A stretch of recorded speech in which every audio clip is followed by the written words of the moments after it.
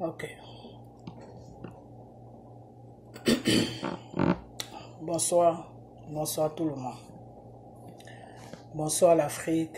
Bonsoir la Côte d'Ivoire. Bonsoir de partout que vous êtes dans le monde. Je vous dis tous bonsoir. Ok.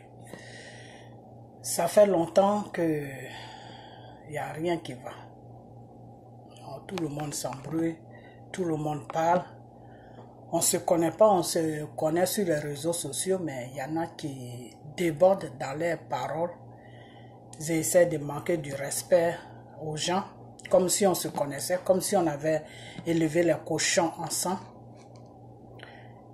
J'ai fait une vidéo que j'ai effacée.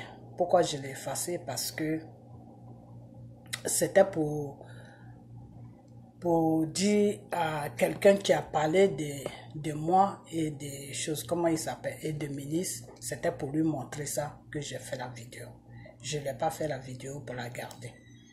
Ok. Vous tous qui êtes sur ma page, j'espère que tout va bien chez vous. Il y a d'autres personnes qui sont venues se mettre sur ma page pour qu'ils reçoivent les vidéos que je vais faire maintenant. Donc, je crois que, je ne sais pas si c'est une façon de surveiller ma page, je ne sais pas. Mais je vais parler ce soir. Ok. Je vais parler ce soir qui est que la Côte d'Ivoire est mon pays. Mais ce pays qui s'appelle la Côte d'Ivoire, qui est moi, mon pays, je ne reconnais plus mon pays. Je ne reconnais plus mon pays. Mon pays est devenu un dépôt de toutes sortes de merde. Mon pays est devenu un pays où tout le monde vient pour parler sur l'Ivoirien. Même ceux qui ne sont pas Ivoiriens, ils se mènent des problèmes des Ivoiriens. Mon pays est devenu un pays de venez, vous qui veulent venir, faire tout ce que vous voulez aux Ivoiriennes et aux Ivoiriens. Mon pays me fait peur. Mon pays, qui est la Côte d'Ivoire, me fait peur. Parce que il y a des choses qui se passent sur mon pays qui me traumatisent. J'ai fait un peu le tour du monde, presque le tour de l'Europe, de partout. Mais ce que je vois en Côte d'Ivoire, je n'ai jamais vu ça dans aucun pays. Un pays qui était si tranquille, un pays qui était aimé de tout le monde est devenu autre chose aujourd'hui. Et que nous-mêmes les Ivoiriens, qui n'aimons pas la violence, nous qui ne supportons pas la violence là, on a maintenant peur de notre pays. Ça c'est grave. C'est grave. C'est quelque chose que je n'allais jamais m'imaginer. Avoir peur de son propre pays et se sentir à l'aise dans le pays des autres. C'est grave. Mais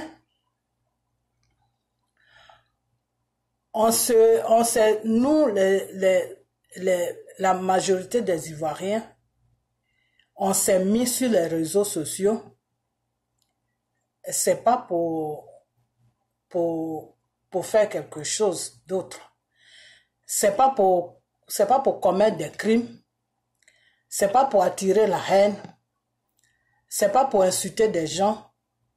On s'est mis tout simplement sur les réseaux sociaux parce que ça ne va pas dans notre pays. Parce qu'on aimerait bien que notre pays aille mieux. C'est pour ces raisons-là qu'on s'est mis sur les réseaux sociaux. Sinon, on ne s'est pas mis sur les réseaux sociaux pour jouer. Vous comprenez? Ok.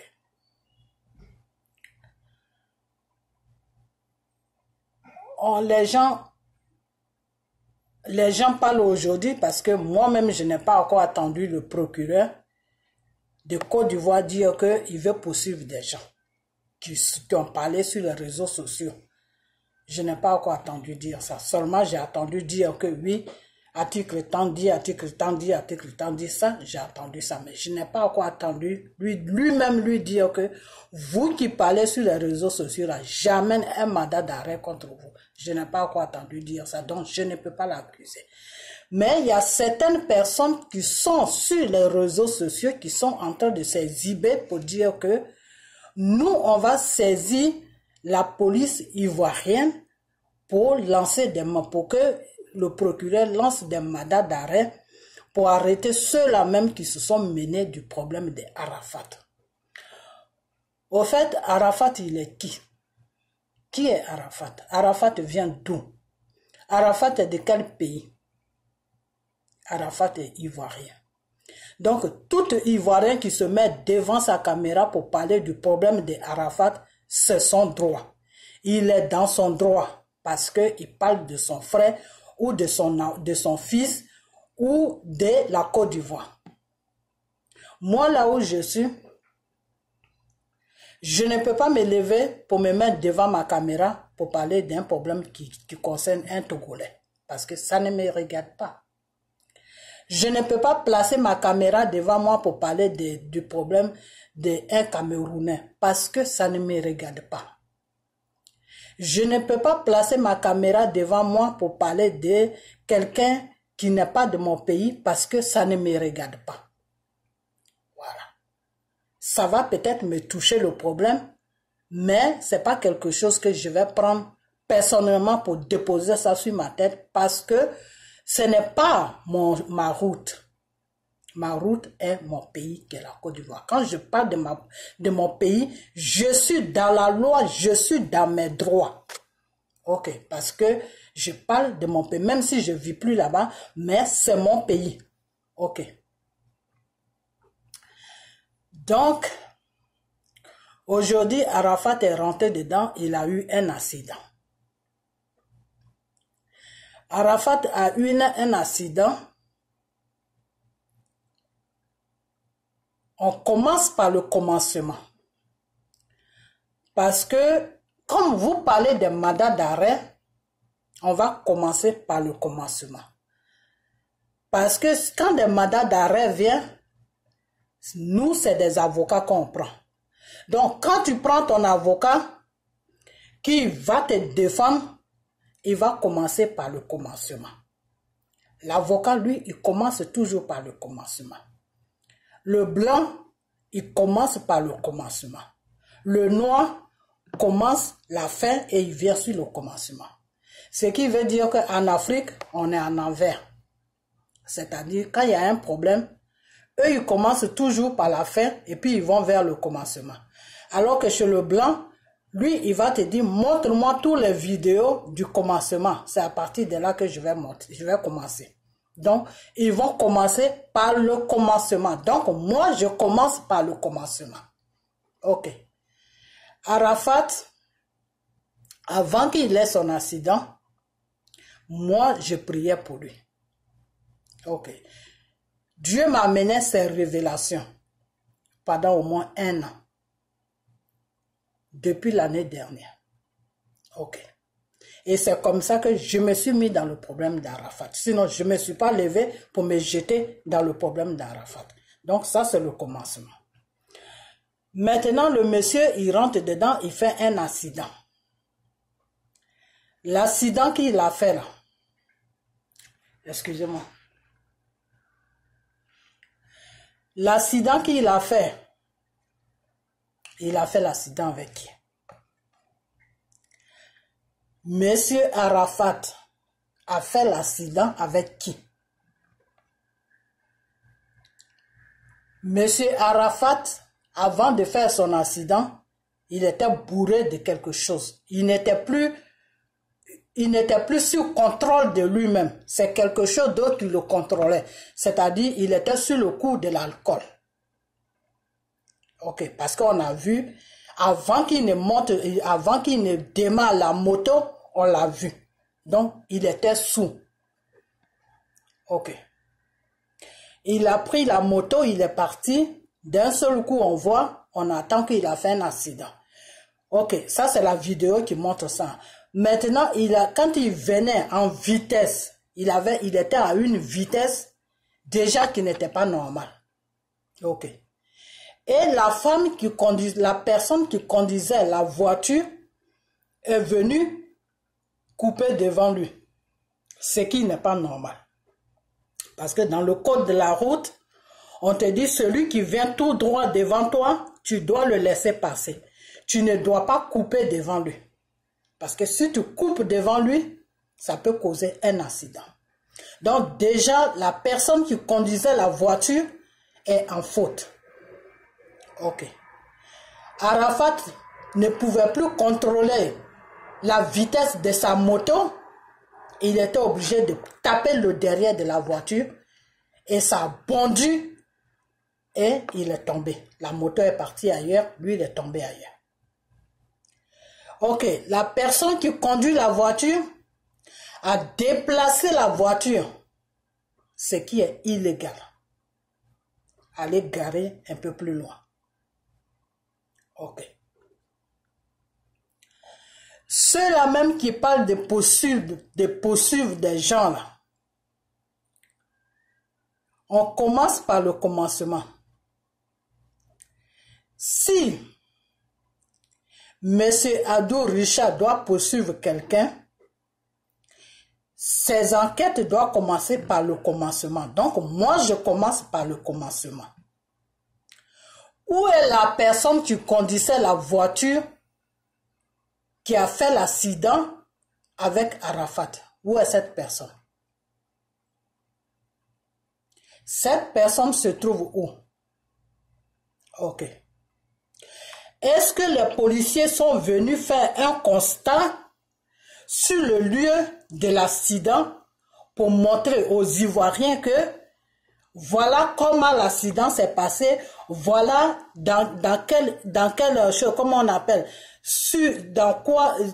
comment la personne qui est venue taper le derrière de la voiture,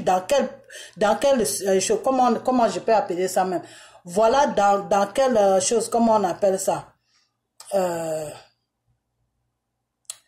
Bon, écoute, pour aller plus vite, voilà sa position dans laquelle où il était. Il avait bu l'alcool ou il n'avait pas bu l'alcool ou ceci, cela. Voilà les circonstances qui ont fait que l'accident a eu lieu.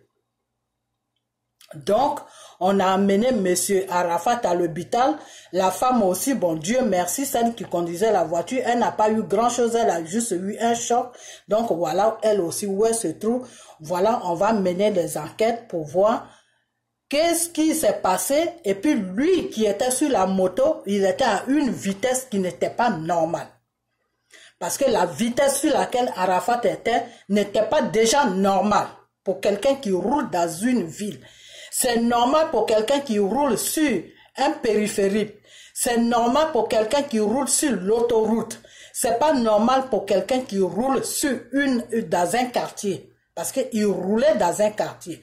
Une route d'un quartier. Donc, sur une route d'un quartier, un enfant peut traverser, n'importe qui peut traverser parce que là où il est tombé, c'est une route d'un quartier. Quand tu dois rouler sur une route d'un quartier, il y a une vitesse que tu dois employer. Quand tu vas maintenant sur le périph' ou bien sur l'autoroute, il y a une autre vitesse aussi qu'il faut employer. Donc, pourquoi est-ce que M. Arafat était sur cette vitesse-là et puis il est venu taper dans le derrière de la voiture? La police doit commencer là d'abord. Quand la police finit de faire ça maintenant, on va maintenant sur l'hôpital. Le temps que le secours a mis pour venir le chercher, tout ça, ça doit être dans le rapport de la police. Et maintenant, la police doit maintenant aller à l'hôpital. Voilà, c'est ça qui s'est passé, c'est ça. Maintenant, le docteur doit faire maintenant un rapport de la mort de Arafat. Qu'est-ce qui a causé la mort de Arafat? C'est le choc qu'il a eu quand il a fait l'accident? Ou bien qu'est-ce qui s'est passé exactement et puis il est mort? Parce que quand on amène quelqu'un à l'hôpital, c'est qu'il est inconscient et qu'après il trouve la mort, le docteur fait toujours un rapport la cause de sa mort, si il y a eu le sang qui est monté dans son cerveau, ou bien s'il n'a pas pu, comment on appelle ça, supporter le choc, c'est ça qui a fait qu'il est mort, ou bien qu'est-ce qui s'est passé, le docteur doit faire son rapport. Ce rapport-là maintenant, la police doit prendre ça, la police doit donner ça maintenant à monsieur Adou Richard qui est le procureur, et lui maintenant, il doit annoncer ça maintenant au peuple que, pourquoi au peuple? Normalement, il doit annoncer ça à la famille. Et après, maintenant, si la famille veut que ça soit mis au jour, ils vont annoncer ça maintenant au peuple. Et normalement, c'est au peuple qu'il doit vous montrer pourquoi que oui, voilà la cause de son accident. Pourquoi la cause de la mort plutôt. Pourquoi tout ça, ça doit être fait? Parce que Arafat est un homme public, c'est-à-dire il est un homme public. Tout le monde le suivait. Donc, tout le monde doit savoir c'est quoi qui s'est passé et puis il a fait l'accident. Dans quel état, dans quelle moralité, dans quel état de moralité il était et puis il a fait l'accident. Et la personne avec qui il a fait l'accident, où elle est cette personne et l'état aussi de cette personne. Et puis, il est arrivé à l'hôpital, soi-disant, il est mort. Qu'est-ce qui a provoqué la mort, s'il est mort sur place quand il a eu l'accident ou s'il est mort à l'hôpital? Mais ce que je sais, il n'est pas mort sur place, c'est à l'hôpital. Ok. Maintenant, le procureur doit mettre tout ça au jour, à la portée des choses. Comment on appelle? Au jour de tout le monde. Les gens, ils voient ça, ils disent, il a fait l'accident. Il n'a pas pu supporter l'accident, ou bien il a fait l'accident, il est mort sur le coup, ou bien il est arrivé à l'hôpital, ça n'a pas pu marcher, il est mort. Ça arrive des fois. Quelqu'un peut faire l'accident, il n'est pas mort, et puis il arrive à l'hôpital, et puis le choc, et puis il meurt. Et le médecin fait le rapport, il est mort parce que, voilà. Ok. Est-ce que ça a été fait? Ça n'a pas été fait. Ça n'a pas été fait. La police n'a pas fait ça, la gendarmerie n'a pas fait ça. Donc, ça a fait que le procureur ne pouvait pas avoir accès à tout ça parce que la loi n'a pas fait ça. Ok. Maintenant, on sort de là. On va maintenant sur le pasteur, qui est un homme de Dieu. Celui-là même qui a créé le monde, celui-là même de qui les êtres humains n'ont plus peur. Là. Il est allé sur lui. Ça, on va maintenant sur Dieu. Ça va maintenant sur Dieu, un pasteur qui n'est pas dans le groupe de Makosso, qui sort de nulle part, le monsieur dit que lui, il avait déjà vu l'accident de Arafat avant que Arafat ne fasse l'accident. Il avait déjà vu l'accident depuis l'an 2015 ou 2016 et que Dieu l'avait révélé que Arafat allait avoir un accident où il allait mourir. Ok. Moi qui priais pour Arafat, depuis 1 an et demi, moi, Dieu m'a fait des révélations pour me dire que Arafat allait faire un accident. Et j'ai des témoins que j'ai dit depuis longtemps. Ça va maintenant faire, c'est plus combien de mois, peut-être 4 mois ou je ne sais pas. Hier, ça fait longtemps. Disons, hier, 4 mois. Parce que quand il a eu son accident, ça faisait 3 mois que Dieu m'avait dit ça hier, donc 4 mois. Ok, donc moi, Dieu me dit que cet homme, mon enfant va faire un accident, mais moi, le Saint-Esprit me dit que Arafat va faire un accident, mais le Saint-Esprit ne me dit pas qu'Arafat va mourir dans l'accident. Ok. Donc, moi, je fais des prières que je prie pour lui, et puis moi, je laisse ça comme ça. Maintenant, le pasteur, c'est pourquoi je viens sur moi, pour vous faire comprendre que quand Dieu dit quelque chose là, quand il t'a dit là, il va dire ça à quelqu'un d'autre aussi. Dieu confirme toujours ce qu'il dit. Donc, notre Dieu là n'est pas un Dieu qui ment. Ok. Mais c'est les êtres humains qui veulent le faire passer pour un Dieu qui ment. Mais Dieu même n'est pas un Dieu qui ment. Ok. Donc, le pasteur a dit ça. Que Arafat va avoir un accident dans lequel où il va trouver la mort. Que s'il trouvait la mort, que lui, le pasteur, de prier pour lui, pour que Arafat revienne à la vie. Il était à l'hôpital. Les docteurs ont déclaré qu'il est mort. Le pasteur vient, il fait un communiqué pour parler à Ahmed Bakayoko et à la maman de Arafat. Pour dire que vraiment, mes condoléances, votre fils est mort, mais il y a encore une possibilité pour que votre fils revienne à la vie. Voilà les révélations que Dieu m'a données avant que votre fils ait l'accident. Donc moi, Dieu m'a dit que je peux faire quelque chose. Dieu, il peut faire quelque chose, mais en passant par moi. Donc, laissez-moi, je vais aller faire ce que Dieu me demande. Et lui, Dieu, il va faire le travail.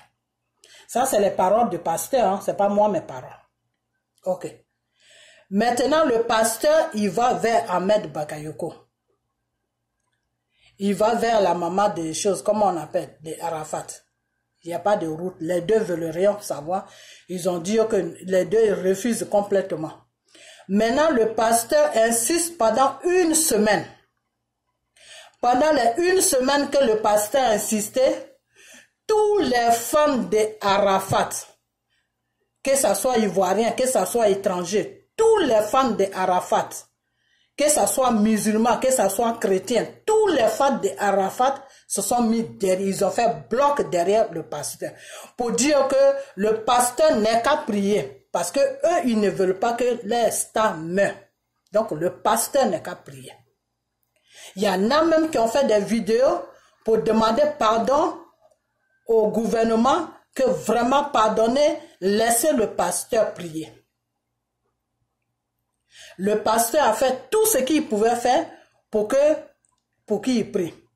Au dernier moment, ils sont venus chercher le pasteur. Ça, c'est le dit des pasteurs. Lui, il a dit qu'ils sont venus le chercher dans une voiture 4x4 pour l'amener à côté de l'hôpital où se trouvait le corps d'Arafat. Quand il est arrivé là-bas, il a dit, sortez-moi le corps.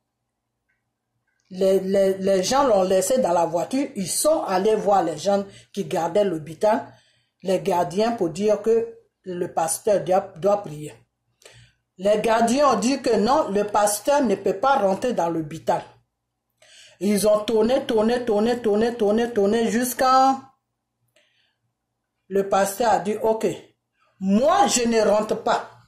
Je ne rentre pas dans l'hôpital.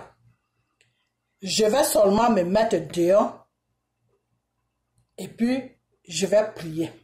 Mais sortez-moi le corps du casier et mettez un pagne par terre et déposez le corps par terre et dites-moi seulement que le corps est par terre et moi de la voiture où ils m'ont laissé là, je vais prier.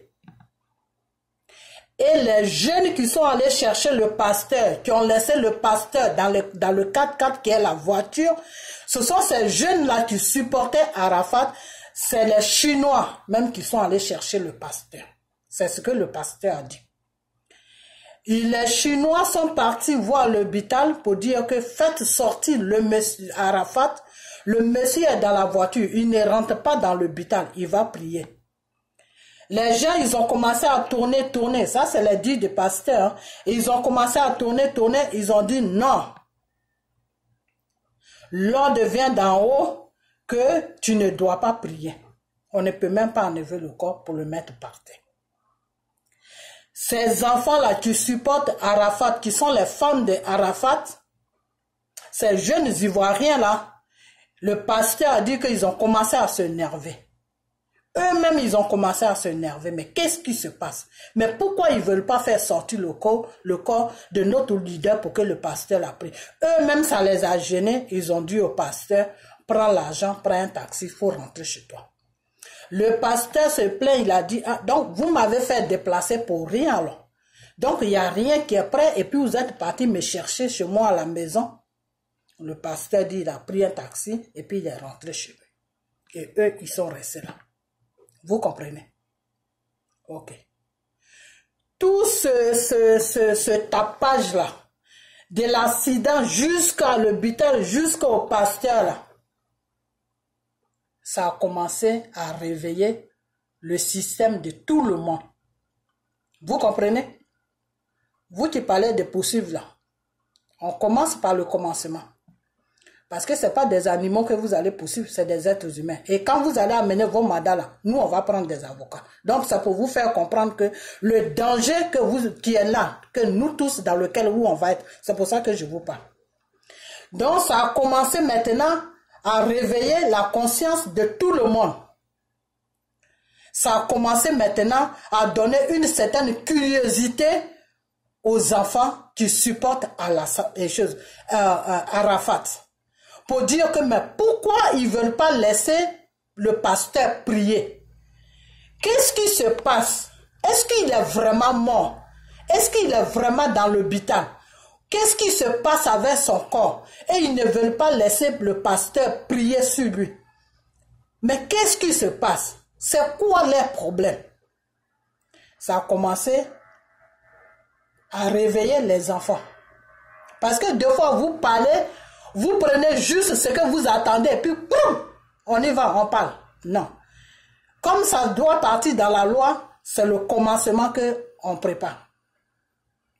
Ça commence maintenant à faire ting, ting, ting, ting, ting, ting, ting dans leur tête. Mais qu'est-ce qui se passe?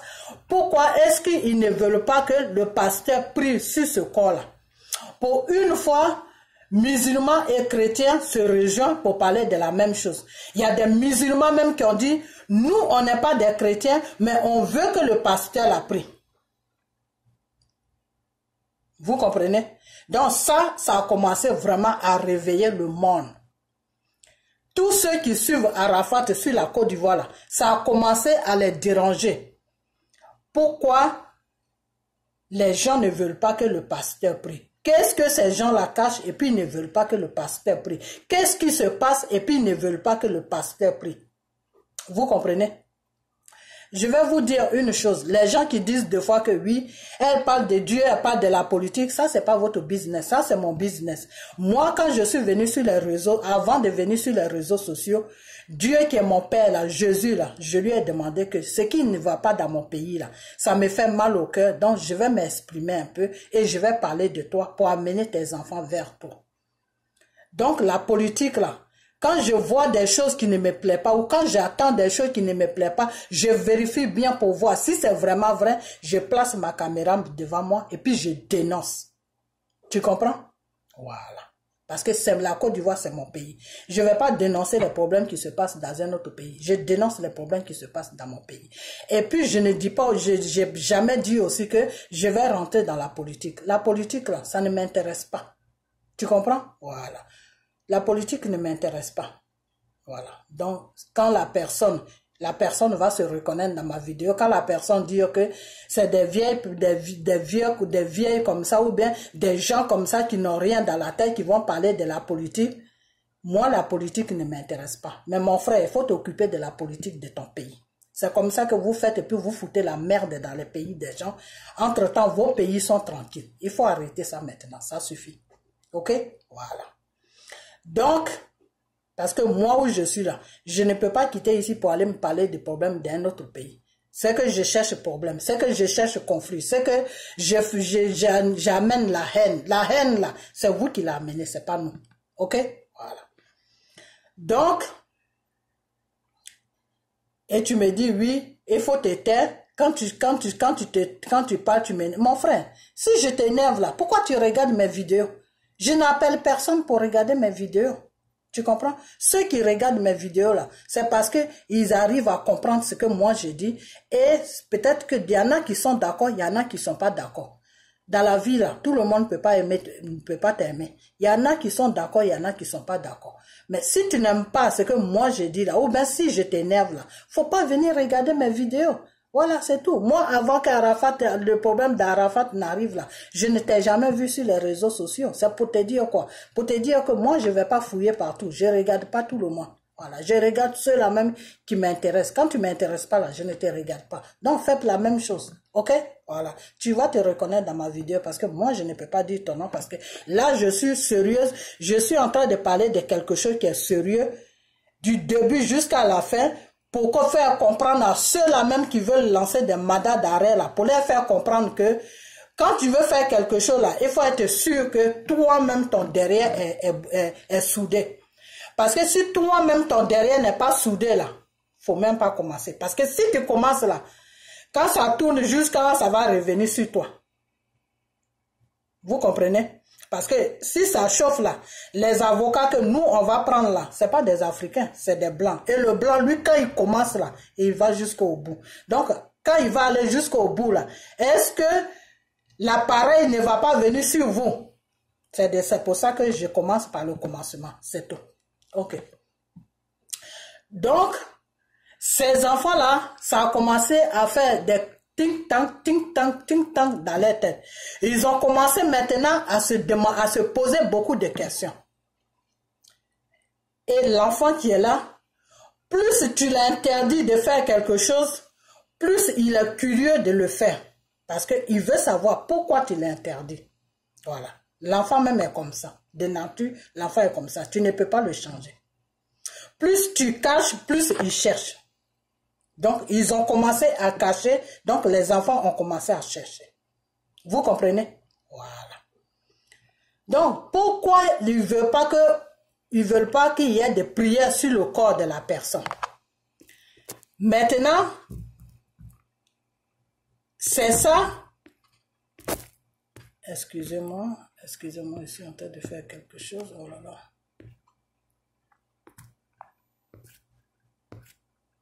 Ok, excusez-moi, j'ai bloqué mon truc parce que c'était allumé. Excusez-moi. Ok. Donc, les enfants, ils ont commencé à avoir une certaine idée. Et les idées ont commencé à venir. L'être humain est comme ça. L'être humain est comme ça. Tout être humain est comme ça. Quand tu commences à cacher les choses, l'être humain commence à chercher, mais pourquoi la personne cache? Mais qu'est-ce qui se passe? Mais pourquoi la personne? Donc, les enfants ont commencé à se faire des idées dans la tête.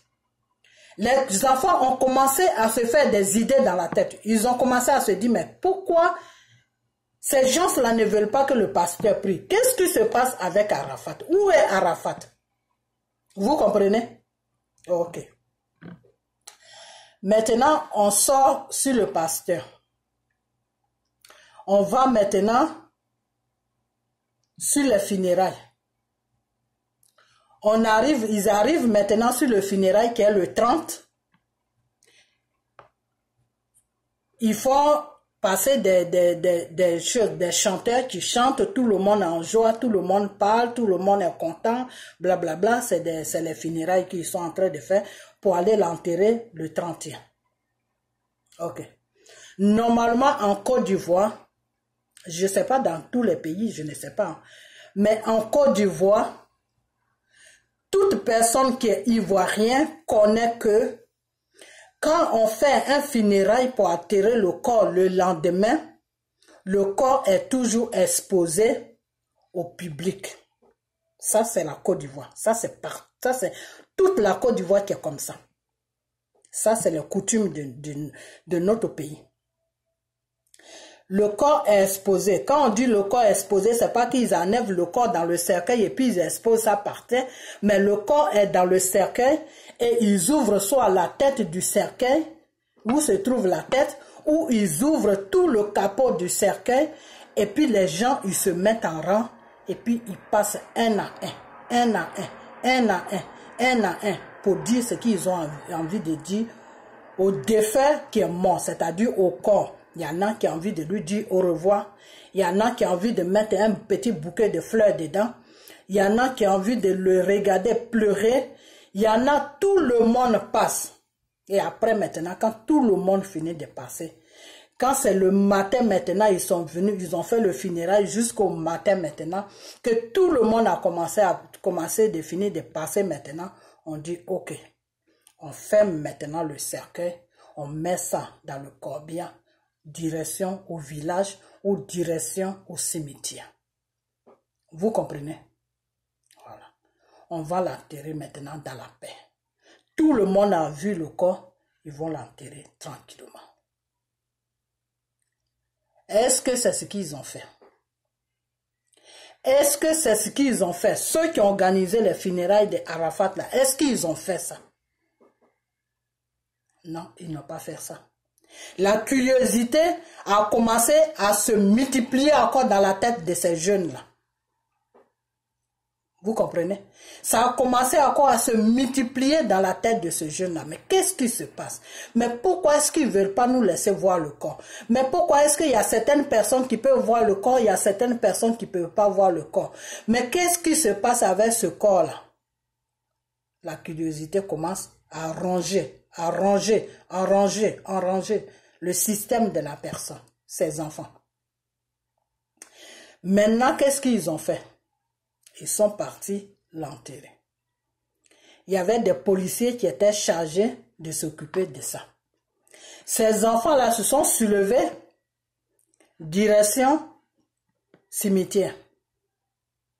Ils ont vu les policiers, ils ont dit non, vous, on va vous dire quelque chose qui est que on ne nous a pas laissé voir le corps de notre star. Donc, quand vous allez l'enterrer là, nous, on va le voir. Normalement, dans la logique, ces enfants-là ne devaient pas faire ce qu'ils ont fait. Normalement, dans la logique, ces enfants-là ne devaient même pas suivre ces policiers jusqu'à l'eau au cimetière. Ou peut-être s'ils suivaient les policiers jusqu'à l'eau au cimetière, c'était juste pour voir où ils vont l'enterrer. Comme ça, de temps en temps, peut-être que s'ils ont envie de mettre des bouquets de fleurs sur sa tombe, ils vont venir déposer quelque chose sur sa tombe et puis partir. Mais, s'ils ont ouvert leur bouche pour dire aux policiers que nous, comme vous ne voulez pas que nous, on voit le corps de notre star, nous, on va ouvrir le cercueil pour voir le corps. Ça, c'est des choses qui sont graves. Quand un enfant te dit qu'il va ouvrir un cercueil pour voir un corps, ça veut dire que c'est grave. Ça veut dire que l'enfant est touché jusqu'à un point où il n'a plus peur de rien. Vous comprenez? Ça veut dire que l'enfant est touché jusqu'à un point où il n'a plus peur de rien. C'est-à-dire, lui, il aime son chanteur. Et toi, maintenant, tu l'interdis de dire au revoir à son chanteur en le regardant pour une fois, pour la dernière fois plutôt. Donc, cet enfant-là, il commence maintenant à te parler, que te dire que toi, le policier, que lui, il va faire ce qui est illégal, juste pour voir son stade. C'est grave. Quand un enfant arrive à ce point-là, c'est grave. Et je vais le dire et je le dis toujours. Qui a poussé les enfants à arriver à ce point-là? C'est le début jusqu'à la fin qui a poussé les enfants à faire ça. Parce que c'est le début. S'ils avaient dit aux gens comment l'accident s'est passé et de quoi il est mort, s'il est mort du choc de l'accident ou s'il est mort de quelque chose, comment il est mort? S'ils avaient tout mis au jour, parce que c'est un homme qui est public, s'ils avaient dit, ah, voilà les circonstances qui ont fait qu'aujourd'hui, il nous a quittés. Vraiment, on est désolé. S'ils avaient mis les gens, ces enfants-là qui suivent Arafat, qui sont les fans de Arafat, s'ils avaient mis ces enfants-là, s'ils les avaient dit tout ce qui se passe du début de l'accident jusqu'à la fin, ces enfants-là n'allaient pas faire ce qu'ils ont fait. Parce qu'ils allaient trouver une raison à se faire, dire que, ah, il a eu un accident, il paraît qu'il y a eu ça qui a fait qu'il est mort. Donc vraiment, on n'a qu'à se faire une raison. C'est pas grave, c'est la vie. Mais c'est parce que eux-mêmes, ils ont compliqué la situation du début jusqu'à la fin. Donc maintenant, quand ils ont fini de faire tout ça, ils sont partis l'enterrer. Et voilà, le pire est arrivé. Les enfants ont commencé à faire n'importe quoi. Vous comprenez? Donc nous, quand on a fait nos vidéos, on s'est posé des questions. Mais pourquoi le gouvernement qui a pris les choses, les funérailles en choses, comment on appelle, qui a pris les funérailles, pourquoi est-ce qu'il se comporte comme ça avec la population? Pourquoi est-ce qu'il se comporte comme ça avec les femmes d'Arafat? Pourquoi est-ce qu'il se comporte comme ça avec les Ivoiriens? Arafat n'était pas un homme qui était enfermé dans son coin. Arafat était un homme public et il a un public aussi qui le suit. Donc il est mort, vous devez mettre son public au courant de quoi, qu'est-ce qui s'est passé, comment ça s'est passé, tout ça là. Vous devez mettre le public au courant. Et maintenant, comment il est mort à l'hôpital, vous devez mettre le public au courant. Et voilà son corps. Vraiment, chacun n'a qu'à faire faites le rang, chacun n'a qu'à lui dire au revoir. C'est comme ça que ça devait se passer. Maintenant, si vous avez fait tout ça, et que les enfants se sont levés, ils sont partis au funérailles, ils sont partis comment on appelle, au cimetière, là, c'est qu'ils ont un sérieux problème. Et puis nous aussi, nous qui avons fait des vidéos que vous appelez vidéos des choses de haine, peut-être que nous aussi, moi je ne vois pas où est la haine là-dedans. Je ne vois pas où est les citations qu'on a fait là-dedans, mais c'est vous qui avez vu ça, mais moi je ne vois pas ça. Nous maintenant, on n'allait pas faire on n'allait pas se mettre à faire des vidéos sur ça, parce que on allait dès le départ, on allait être tous informés de tout ce qui s'est passé. Donc, on allait se faire une raison pour dire que c'est un accident qui est arrivé, c'est pas grave. On allait plutôt faire des vidéos pour lui dire au revoir. Vraiment, il n'a qu'à se reposer en paix là où il est parti. Et que Dieu ait pitié de son âme pour le mettre à côté de lui. Que le bonheur qu'il n'a pas eu sur la terre, qu'il trouve ça dans le ciel à côté de son père. C'est cette vidéo-là que nous, on allait faire. Mais ce n'est pas ça. Le problème, c'est qu'ils ont essayé de cacher tout à tout le monde. Jusqu'à il y a des gens qui disaient que la mère même était interdite de toucher même d'approcher même le corps. Donc nous, on a commencé à se poser des questions. Mais qu'est-ce qui se passe? Mais qu'est-ce qu'ils ont fait? Donc c'est ça aussi qui a attiré aussi notre attention et on a commencé aussi à faire des vidéos dans ce sens-là. Vous comprenez? Voilà. Sinon, ce n'est pas des vidéos de haine, ce n'est pas des vidéos d'incitation à la haine, ce n'est pas ce genre de vidéos que nous, on a fait. Vous comprenez? Voilà. Donc, maintenant, si vous avez fait tout ce tapage-là pour mettre tout le monde dans la confusion, pour mettre tout le monde sous pression, pour mettre tout le monde dans des choses que les gens ne devaient pas dire, les gens commencent à se faire des imaginations pour rencontrer des choses. Si vous avez mis tout le monde dans ce panier-là, vous devez dire que, vraiment, nous qui avons pris le devant des funérailles, c'est nous qui avons fait l'erreur. On a fait l'erreur, pourquoi? Parce que on vous est pas formé de tout ce qui s'est passé jusqu'à arriver à la mort. Et pourquoi est-ce qu'on a refusé que le pasteur prie aussi? On devait vous donner des explications. Comme ça, tout le monde allait être tranquille. Après ces explications, maintenant, s'il y a quelqu'un qui se levait pour faire n'importe quoi, là, c'était lui son propre problème, parce que tu ne peux pas avoir des explications et puis aller faire n'importe quoi. Mais c'est pas ce que vous avez fait. Vous n'avez pas fait ça. Vous n'avez pas fait ça. Vous avez traité plutôt le problème de Arafat comme si Arafat s'était levé un matin, il allait se saouler, il a pris une moto et puis il est rentré dans un mur. Et il est mort d'un seul coup. C'est-à-dire, vous avez tellement pris le problème d'une autre façon que nous, on ne comprenait pas. Pourquoi vous prenez le problème comme ça? Parce que si tu n'as pas tué quelqu'un et qu'il a fait son accident, il y a des gens qui sont payés pour ça. Ces gens-là que vous appelez, oui, on va vous envoyer ça, vous allez faire ça, le procureur va faire ça. Les policiers, les gendarmes, eux, ils sont payés pour ça. Ils sont payés pour faire des constats quand il y a des accidents. Est-ce qu'ils ont fait un constat sur la mort d'Arafat? Parce que c'est un accident. Est-ce que nous, ils ont expliqué ce qui a provoqué l'accident? Parce que tout accident est provoqué par quelque chose.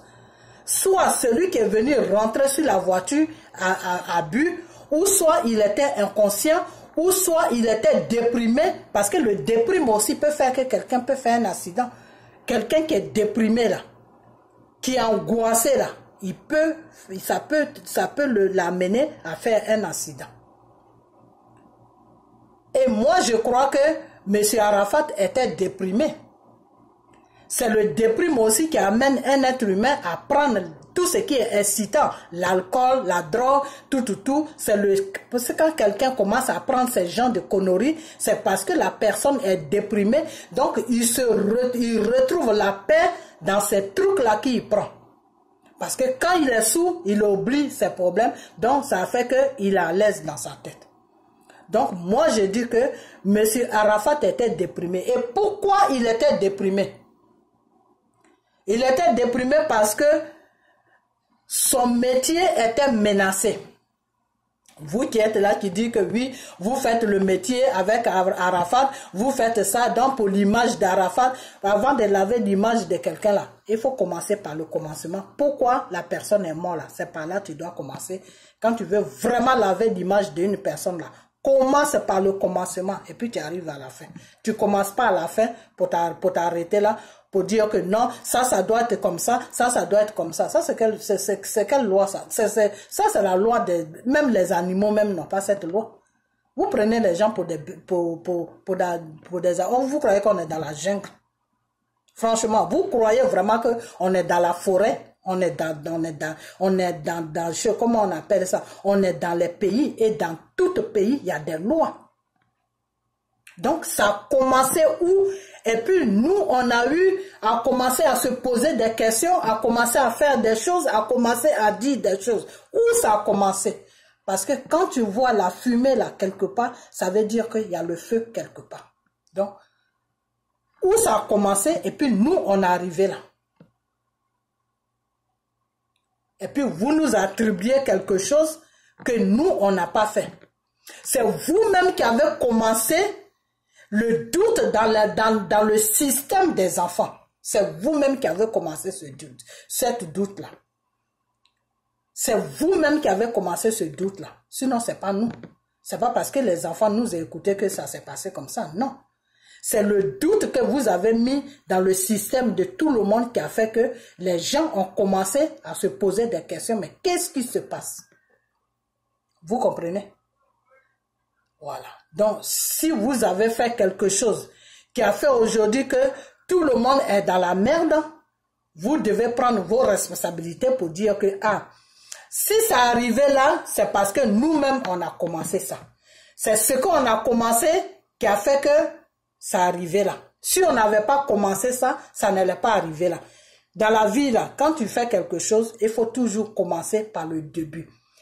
Quand tu ne commences pas par le début d'une histoire, tu ne peux pas comprendre qu'est-ce qui s'est passé à la fin. Quand tu prends l'affaire et puis tu juges quelqu'un, c'est dangereux. C'est très dangereux. À moins que tu le juges pour toi seul. Mais si ça va devant un tribunal, toi qui as pris l'affaire là, puis tu as jugé l'affaire là, tu as jugé la personne plutôt là, tu peux rester là-bas et puis la personne peut sortir. Parce que là où tu vas amener la personne là, eux ils vont commencer par le commencement. Et quand ils vont commencer par le commencement, toi-même tu seras dedans avec la personne que tu as amenée au tribunal. Vous deux, vous allez être dedans. C'est pour ça que quand tu dois faire poser un acte, tu dois faire quelque chose, il faut toujours commencer par le commencement. Mais c'est Adou Richard, c'est ça. Il a fait le droit, non? Moi, je n'ai pas fait le droit. Seulement, j'ai un avocat avec qui je parle beaucoup. C'est tout. Sinon, je n'ai pas fait le droit. Mais je parle beaucoup avec mon avocat. Donc, il y a certaines choses qu'il me dit qui fait que je connais un peu comment ça se passe. Mais M. Adou Richard, il a fait le droit puisqu'il est procureur. Donc, il sait très bien que avant de lancer un mandat d'arrêt contre quelqu'un là, il faut commencer sur le commencement de ce que la personne a fait jusqu'à puis tu arrives à la fin. Quand tu arrives à la fin maintenant, tu vois tout maintenant, tu te dis, la personne est impliquée dedans. Et puis maintenant, tu fais ce que tu dois faire. Mais le commencement, ça a commencé où? Arafat, il est sur Abidjan, nous, on n'est pas avec lui. Où ils ont commencé, et puis nous, on est venu se mettre dedans. Ils ont commencé où? Ils ont commencé où? Donc, le trouble là, c'est eux qui ont mis ça dans le système des enfants. Parce que s'ils n'avaient pas fait tout ce bruit là, les enfants là n'allaient pas avoir une idée comme ça. Ils allaient se mettre carrément dans leur tête que c'est Arafat qui est mort. Donc, on n'a rien à dire. Il est mort, c'est tout. Ils allaient se faire une raison et puis se taire. Mais c'est parce que Ils ont tellement caché ce problème du début de l'accident jusqu'à l'hôpital, jusqu'au pasteur, jusqu'au funérailles, jusqu'aux choses, comment on appelle, à l'enterrement, c'était cachement, cachement, cachement, cachement, cachement, cachement. Alors quand tu caches jusqu'à... La personne veut savoir pourquoi tu caches, qu'est-ce qui se passe réellement et puis tu caches. Parce que dans la logique du monde que nous vivons, quand tu caches quelque chose, c'est parce qu'il y a quelque chose que tu ne veux pas qu'on découvre. C'est comme ça se passe. Quand tu caches quelque chose là, c'est parce que tu as vu, tu as quelque chose qui est dedans que tu ne veux pas qu'on découvre. C'est pour ça que tu caches. Tout ce qui n'est pas caché, qui est exposé là, pourquoi tu vas aller chercher? C'est parce qu'ils ont caché que les enfants ont eu cette idée. Sinon, si tout ce qui est exposé, qui n'est pas caché là, pourquoi tu vas aller chercher? Si on t'a exposé un problème et que tout le problème, ils t'ont exposé du début jusqu'à la fin là, tu vas chercher quoi? Si tu vas chercher, c'est que toi-même tu cherches des problèmes. Tu vas chercher quoi? Est-ce qu'ils ont exposé l'accident de Arafat? Comment ça s'est passé? Tout. Est-ce que ce qui s'est passé à l'hôpital, est-ce qu'ils ont exposé ça au public, surtout les femmes de Arafat? Est-ce que pourquoi ils ont interdit aux pasteurs de prier? Est-ce qu'ils ont donné une raison? Pourquoi? Il y a beaucoup de choses qui n'ont pas donné de raison. C'est ça qui a fait le tic dans la tête de tout le monde. Pour quelqu'un qui aime Arafat, ça va faire un tic.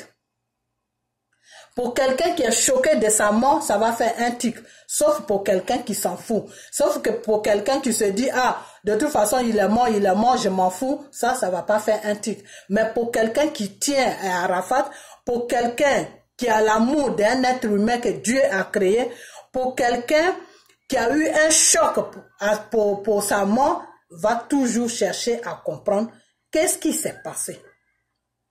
Vous comprenez? Donc, comme vous voulez partir dans la loi, quand on va partir dans la loi, là, ils vont commencer du début de l'accident jusqu'à ça arriver à un pasteur et il y a eu un refus de prière, tout ça là, eux, ils vont rentrer dedans. Parce que dans la logique du monde, que ça soit en France, que ça soit aux États-Unis, que ça soit n'importe où, ils ont des lois. Même toi, le prisonnier même, le jour de ton dernier jour là, on te demande si tu as besoin de prier. La prière, c'est nécessaire. Dans tous les pays, c'est nécessaire. On te demande si tu as besoin de prière, si tu veux qu'on t'amène un pasteur. On te demande ça. Il y a des pays, comme aux États-Unis, comme ça, quand tu passes à la barre devant un juge, tu dois jurer sur la Bible. Dans n'importe quel tribunal, il y a les Bibles. Tu dois jurer sur la Bible. Tout ce que tu diras devant Dieu est la vérité. Donc, c'est pour vous faire comprendre que le problème de Dieu, c'est très important. C'est très, très important. Dire même dans un pays que oui, un pasteur voulait prier pour quelqu'un qui était sur son lit de l'hôpital, qui est mort ou qui est dans le coma, le pasteur est sorti de nulle part qui voulait prier et puis comment on appelle ça? Les autorités de mon pays ont refusé ou les autorités de tel pays ont refusé. Les gens vont trouver ça un peu bizarre. Ils vont se dire, mais attends. Pourquoi ils ont refusé? Ça, c'est la question qu'ils vont te poser. Pourquoi ils ont refusé? Parce que le pourquoi ils ont refusé, là, il faut qu'ils expliquent ça. Pourquoi ils ont refusé? Pourquoi? Parce que l'âme de la personne qui est morte a besoin de prière. Donc, pourquoi est-ce qu'ils ont refusé la prière? Et c'est à partir de pourquoi maintenant, ils vont commencer à creuser maintenant. Pourquoi ils ont refusé? Pourquoi ils ont refusé? Jusqu'à ils vont tomber là-dessus. Vous comprenez? Voilà. Et toi, mon frère, qui dit que oui, les histoires de francs-maçons, moi, je ne vais pas trop mettre de ces histoires-là dans ma vidéo, mais que c'est eux qui tiennent le monde. C'est Dieu qui tient le monde. C'est pas les francs-maçons qui tiennent le monde. C'est Dieu qui tient le monde. Donc, chez toi, si c'est les francs-maçons qui tiennent le monde, ça, c'est ton business. Mais chez moi, c'est Dieu qui tient le monde. Puisque ce monde-là, c'est Dieu qui l'a créé. Voilà. Donc, les histoires de francs-maçons, là, ça, c'est spirituel. Moi, je laisse ça à Dieu. Je rentre plus là-dedans. Ok. Donc, quand un problème tombe là, il ne faut pas prendre le dessus pour parler. Il faut prendre le dessous, c'est-à-dire en bas, et puis tu montes. Quand on monte des escaliers, on commence par le bas et puis on monte. Vous comprenez? Dans cette histoire d'Arafat, si vous voulez nous embêter avec ça, ces avocats-là que nous, on va prendre là, ils vont commencer en bas et puis ils vont monter. Ils vont commencer en bas et puis ils vont monter. Parce que eux, c'est leur argent qui l'intéresse. Tu le payes, lui, il fait son travail. Donc, il va commencer en bas et puis il monte. Parce que lui, il est là pour t'enlever dans les problèmes. Il n'est pas venu pour te mettre dans les problèmes. Donc, tu l'as payé ton argent. Il va remuer ciel et terre pour commencer là où il doit commencer. Parce qu'il sait que s'il commence là, il y a d'autres personnes qui vont rentrer dans le système. Et si le monde commence à rentrer dans le système, c'est pas bon. Donc, il y aura une solution. Donc, c'est pour vous faire comprendre que on ne se lève pas un matin pour dire que oui, qui avez attiré l'incitation à la haine, incitation à ceci, incitation. Ils avaient commencé par le commencement jusqu'à monter en haut là. Qui allait parler? Qui est-ce qui allait mettre sa caméra devant pour parler? Personne n'allait parler. Personne n'allait parler parce que ils ont donné toutes les preuves, ils ont donné tout. Comment il est mort.